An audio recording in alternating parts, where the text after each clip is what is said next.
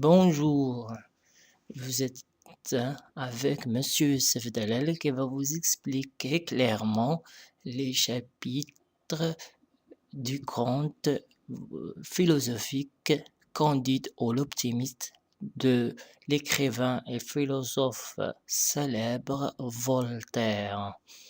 Alors, bienvenue mes chers élèves du deuxième bac de Chronobac 2018 et aussi mes chers candidats bac libre qui vont passer bien sûr le national en 2018, juin 2018. Alors, un petit rappel, ce qu'on a déjà vu pour la séance précédente. On a déjà vu, bien sûr, chapitre 1er. On a déjà répondu à la question comment Candide fait élever dans un beau château et comment il fut chassé d'icelui. D'accord? Alors, si vous voulez bien, vous pouvez accéder à la vidéo précédente, soit sur YouTube, soit sur Facebook, dans la page de Chrono Bac 2018. Alors, dans la partie de chapitre second, on a déjà vu ce que devient Candide parmi les Bulgares.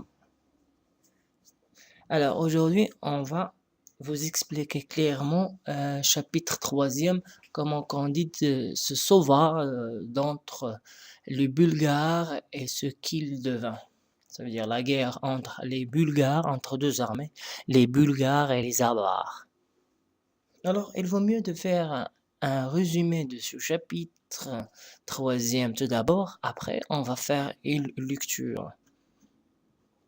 Alors, suivez avec moi. Alors, le roi du Bulgare livra bataille au roi des Avars. Ça veut dire tout simplement deux armées en guerre.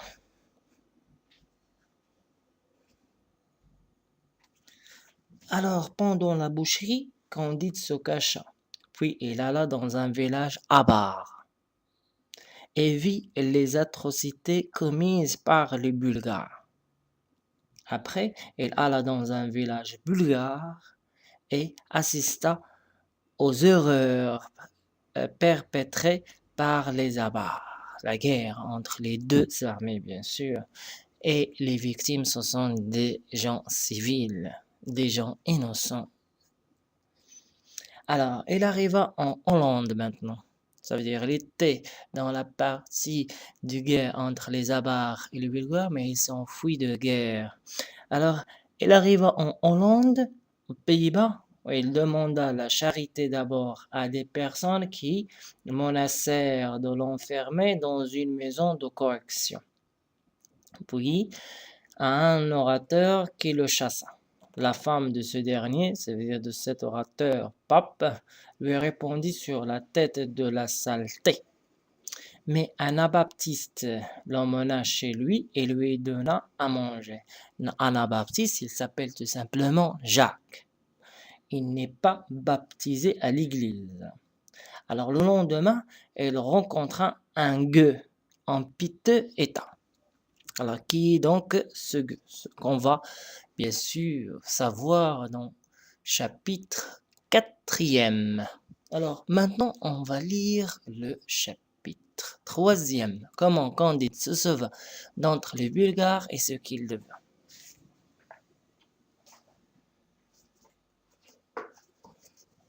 Alors, Candide chassa du paradis terrestre. C'est chapitre second, je me suis. On va voir chapitre 3e, voilà.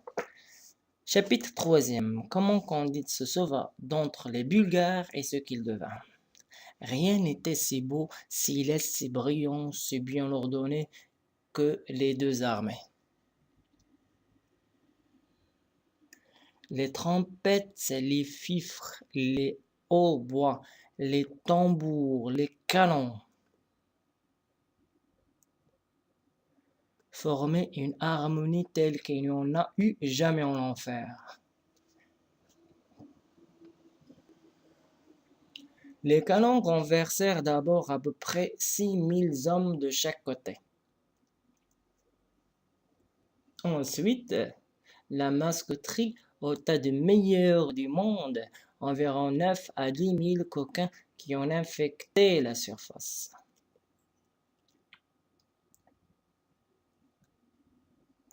La baïonnette fait aussi la raison suffisante de la mort de quelques milliers d'hommes. Le tout pouvait bien se montrer à une trentaine de mille âmes.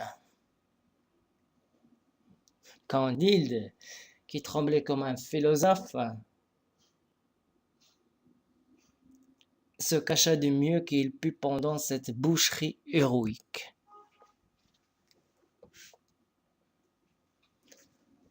Enfin, tandis que les deux rois faisaient chanter des tudèmes, chacun dans son coin, il prit le parti d'aller raisonner ailleurs des effets et des causes. C'est Candide, bien sûr. Il passa par-dessus des tas de morts et de mourants et gagna d'abord un village voisin. Il était en cendres, c'est un village avare que les Bulgares avaient brûlé, selon les lois du droit public. Ici, des vieillards criblés de coups regardaient mourir leurs femmes égorgées, qui tenaient leurs enfants à leurs mamelles sanglantes. Là, des filles éventrées, après avoir assouvi les besoins naturels de quelques-uns rondaient les derniers soupirs. D'autres, à demi brûlés, criaient qu'on acheva de leur donner la mort. Des cervelles étaient répandues sur la terre à côté de bras et de jambes coupées. Alors, Candide s'enfuit au plus vite dans un autre village. Elle appartenait à des Bulgares cette fois, et des héros avares l'avaient traité de même. Candide, toujours marchant sur des membres palpitants à travers des ruines, arriva enfin hors du théâtre de la guerre, portant quelques petites provisions dans son bissac, et n'oubliant jamais mademoiselle Cunégonde. Ces provisions lui manquèrent quand il fut en Hollande. Mais, ayant entendu dire que tout le monde était riche dans ce pays-là et qu'on y était chrétien, il ne douta pas qu'on ne le traitât aussi bien qu'il avait été dans le château de Monsieur le Baron. Avant qu'il en eût été chassé pour les beaux yeux de mademoiselle Cunégonde.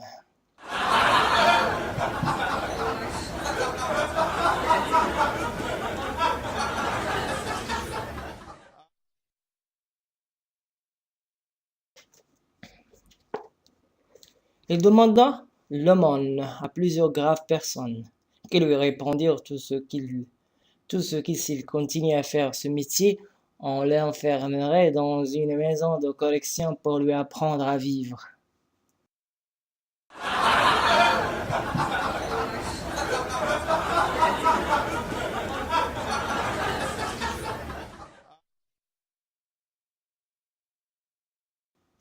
Il s'adressa ensuite à un homme qui venait de parler tout seul une heure de suite sur la charité dans une grande assemblée. Cet orateur, le regardant de travers, lui dit: « Que venez-vous faire ici? Y êtes-vous par la bonne cause? » Alors Candide répondit modestement: « Il n'y a point d'effet sans cause. »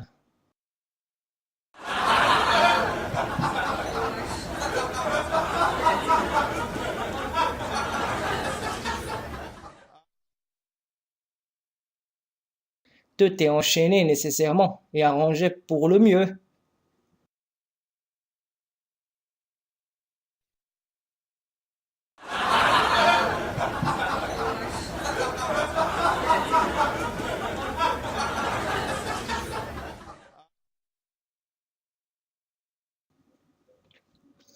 Il a fallu que je fusse chassé d'après de mademoiselle Cunégonde, que j'ai passé par les baguettes.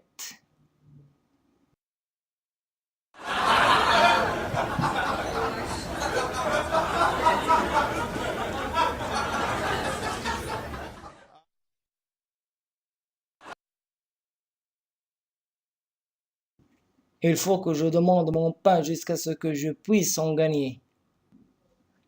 Tout cela ne peut être autrement. Alors l'orateur dit à Candide, mon ami, croyez-vous que le pape soit l'Antichrist? Candide répondit, je ne l'avais pas encore entendu dire, mais qu'il le soit ou qu'il ne le soit pas, je manque de pain.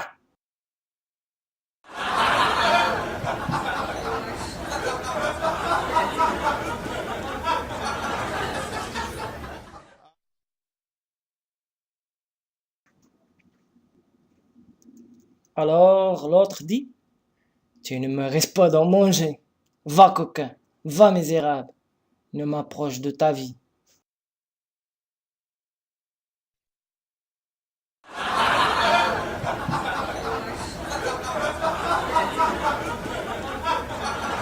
Alors la femme de l'orateur, ayant mis la tête à la fenêtre et avisant un homme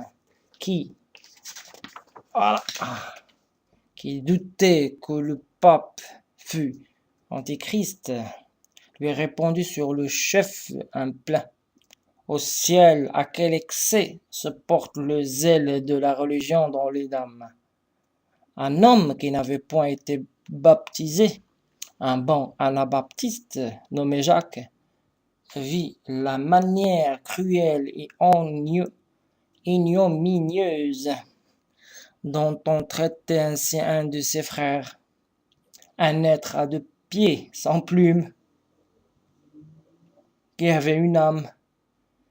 Il l'amena chez lui, le nettoya, lui donna du pain et de la bière, lui fit présent de 2 florins, et lui même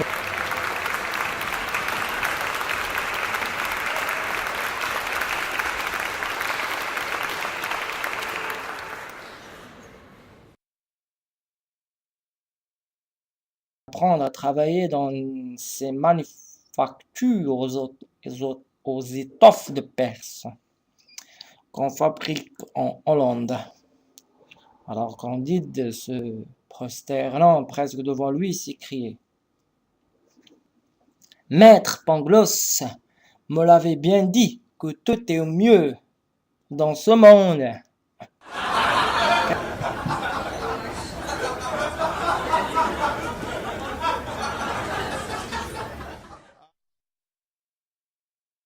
Je suis infiniment plus touché de votre extrême générosité que la dureté de ce monsieur à manteau noir, ça veut dire le pape ou l'orateur, et de madame son épouse.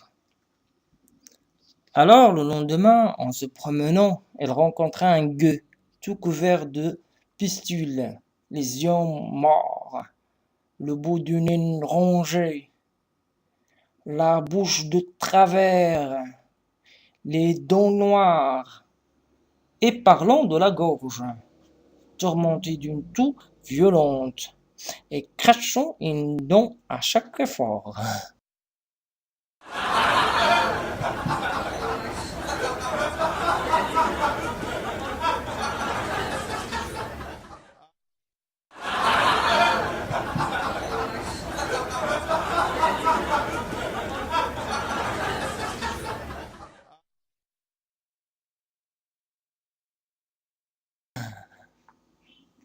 Alors maintenant, vous venez d'entendre, bien sûr, le chapitre 3e, comment Candide se sauva d'entre les Bulgares et ce qu'il devint.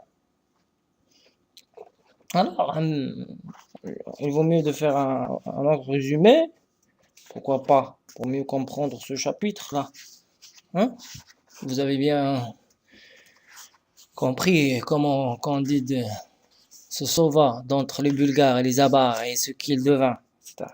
Maintenant, on va lire le résumé avec explication, bien sûr, pour que tout le monde comprenne.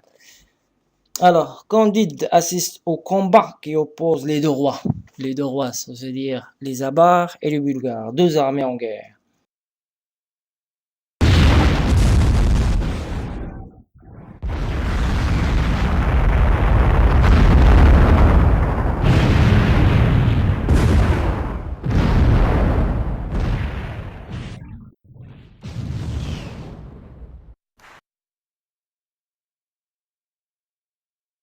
C'est un véritable massacre, une tragédie, lourd en vie humaine. Et bien sûr, il assiste également à un spectacle horrible et sinistre. Pris de panique, il se cacha et fuit l'armée. Alors il découvre ainsi l'ampleur de l'atrocité du massacre des populations civiles innocentes. Ça veut dire sans aucune défense. Voltaire ici dénonce ces massacres. Ces supposés héros, ça veut dire les deux armées, les Avars et les Bulgares, qui n'ont aucune justification pour expliquer l'atrocité de leurs actes ou soi-disant leur boucherie héroïque. Candide ici se dirige ensuite vers la Hollande.